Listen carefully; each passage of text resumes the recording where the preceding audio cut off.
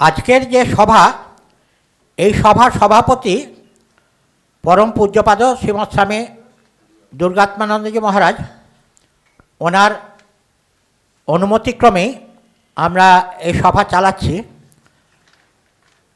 এখন আমি এই আমাদের কথা এটা যেহেতু বইতে লেখা আছে, আমি আর বিস্তারিত পড়ে সময় নষ্ট করছি না।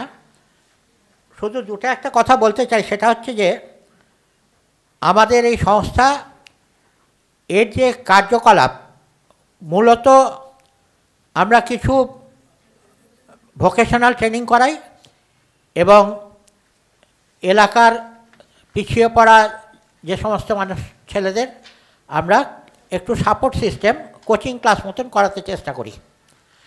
তাতে বিভিন্ন মানুষ সহযোগিতার হাত বাড়িয়ে দেন। বিশেষ করে উল্লেখ করব ডক্টর চৈতালি চক্রবর্তী, প্রাক্তন প্রধান শিক্ষিকা।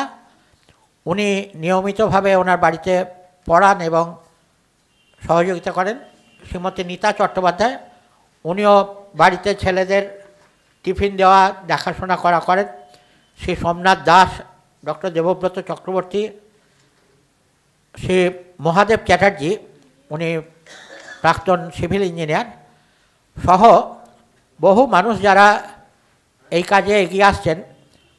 আমি উপস্থিত যারা রয়েছেন এখানে, তাদেরকে একটাই অনুরোধ করব যে আমাদের সংস্থার নিজস্ব কোনো জায়গা না থাকায় আমাদের এইটা একটা বিশাল সমস্যা। আপনারা যারা কাছাকাছি বা অল্প দূরের মধ্যেও যদি একটু আমাদের কোনো সেই অর্থে মাথা গোঁজার জায়গা যাকে বলে, আমাদের একটু যাতে আমরা করতে পারি, সেইটা ঠাকুর যদি করিয়ে দেন, এই কামনা করে সবাইকার ভালো চিন্তা করে আমি মহারাজদের কাছে আগে আমরা শুনব, তারপর আমরা মূল অনুষ্ঠানে যাব।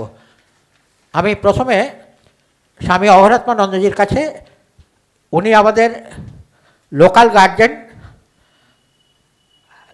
উনি এসেছেন সম্ভবত 2015 সালে চার্জ নিয়েছেন, তারিখটা আমার মনে পড়ছে না। সেই দিন থেকে আজ অবধি এমন কোনো দিন নেই কোনো ইয়েতে যে মহারাজ আমাদের ডাকে সাড়া দেননি। নমস্কার। জননীং শারদাং দেবীং রামকৃষ্ণম জগদ্গুরুম পাদপদ্মে তয়ো শ্রিত্বা প্রণমামি মুহুর্মুহু। এখানে মঞ্চে উপস্থিত দুর্গাত্মানন্দজিকে আমার প্রণাম জানাই।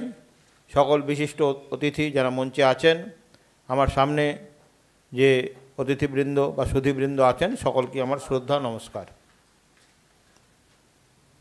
এই যে সঞ্জীববাবু, তাদের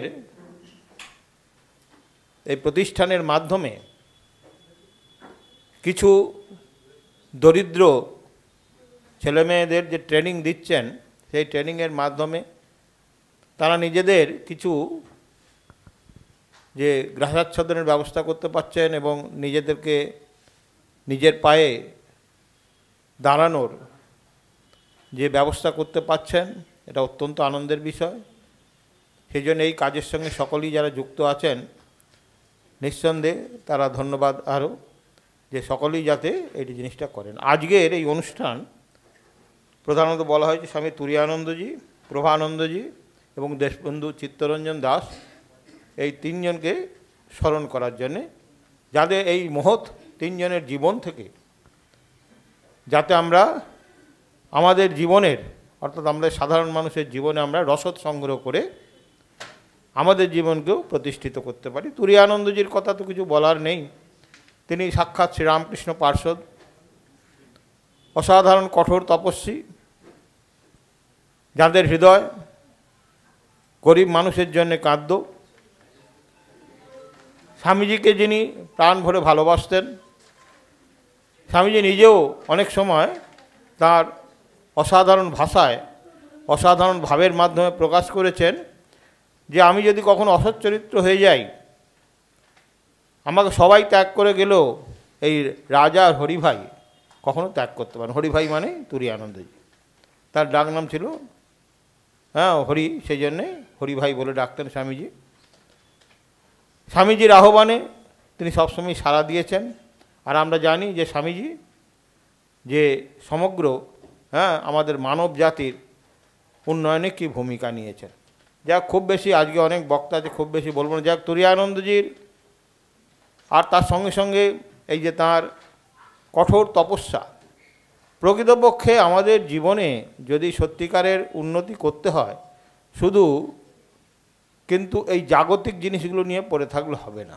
এটা আমাদের যুগ যুগ ধরে মুনি ঋষিদের যে শিক্ষা বা বর্তমানেও শ্রীরামকৃষ্ণ এবং তার পরিকরদের শিক্ষা বা তার কাছ থেকে যারা শিক্ষা পেয়েছেন সকলেই সেই একই কথা বলছেন যে আমাদের মানসিক উন্নতি, আধ্যাত্মিক উন্নতি সবগুলোর একটা সামঞ্জস্য, শারীরিক, মানসিক এবং আধ্যাত্মিক তিন উন্নতির সামঞ্জস্য হলেই তবে একজন মানুষ স্বয়ংসম্পূর্ণ হতে পারেন। এই যে শ্রীরামকৃষ্ণের পার্শ্বদের সাক্ষাৎ যে যোগ্য উত্তরস্বরী স্বামী প্রভানন্দজির কথাও আনা হয়েছে। তিনি আমাদের সকলেই জানেন আমাদের সংঘের অন্যতম সংঘাধ্যক্ষ ছিলেন। অসাধারণ তার সাধু জীবন, বহু মানুষ তার কৃপাও পেয়েছেন, অর্থাৎ দীক্ষা পেয়েছেন তাদের আধ্যাত্মিক জীবন পরিচালনা করার জন্যে। তার স্মরণের জন্য এই সংখ্যাটা এবারে প্রকাশিত হচ্ছে। প্রভানন্দজিকে যারা দেখেছেন তারা সকলেই জানেন তার জীবন একদম কিরম নিখুঁত রুটিন মাফিক জীবন ছিল, যে একবার তিনি ঠিক সময় মতো সমস্ত কাজ করতেন যেটা জীবনে একান্তভাবে দরকার, সময় মতো সমস্ত কাজ করতেন। একবার আমি তখন বেলুড় মঠে, তিনি তখন সাধারণ সম্পাদক ছিলেন, বর্তমান সাধারণ সম্পাদক স্বামী সুবীরানন্দজি সহকারী সম্পাদক ছিলেন। ঠিক সময় মতো নাচছে, তিনি বললেন আমাকে, দেখেছো সুবীরানন্দজি আমাকে বলছেন যে মহারাজের এই যে অফিসে আসছেন, তিনি তখন অফিসে নামছেন, ঘড়ির সময় মিলিয়ে নেওয়া যায়। হ্যাঁ, যে কারো যদি ঘড়ি ঠিক আছে কি না সে সময় মিলিয়ে নিতে পারা যায় যে মহারাজ ঠিক সময়ে সব জায়গায় ঢুকছে। তাছাড়া অত্যন্ত সাদাসিধে, হ্যাঁ হচ্ছে কি কর্মীর জীবন, অসাধারণ পণ্ডিত, সমস্ত একটা আদর্শ মানুষের জীবন যেমন হওয়া উচিত তার সমস্তরে। এক আধ্যাত্মিক জীবন, দুই হচ্ছে পাণ্ডিত্যপূর্ণ জীবন, তিন হচ্ছে কি কর্মময় জীবন, যে মানুষের জন্য কিভাবে তিনি জীবন দিয়ে গেছেন। আর এই আমাদের স্বাধীনতা সংগ্রামী দেশবন্ধু চিত্তরঞ্জন দাস, তার কথাও যে তিনি দেশের জন্যে তার সমস্ত বিলাস ব্যসন ত্যাগ করে কিভাবে নিজের জীবন বিসর্জন দিয়েছেন সেটাও আমরা সকলেই জানি। যাই হোক, এই তিনজনের জীবনকে অবলম্বন করে আজকের এই যে স্মারক সংখ্যা প্রকাশ হচ্ছে, এর মধ্যে বিভিন্ন যে আর্টিকেল রয়েছে সেগুলো তাদের জীবনকে বিস্তৃত করেছে বা আমরা সকলে জানতে পারব। আজকের এই অনুষ্ঠান সর্বতভাবে সার্থকর, ঠাকুরের কাছে, মায়ের কাছে, স্বামীজির কাছে প্রার্থনা যে আমরা সকলেই এদের তিনজনের জীবনের দ্বারা উপকৃত হতে পারি এবং সকলেরই যাতে কল্যাণ হয় এই প্রার্থনা করে আমার বক্তব্য শেষ করছি। সকলকে নমস্কার।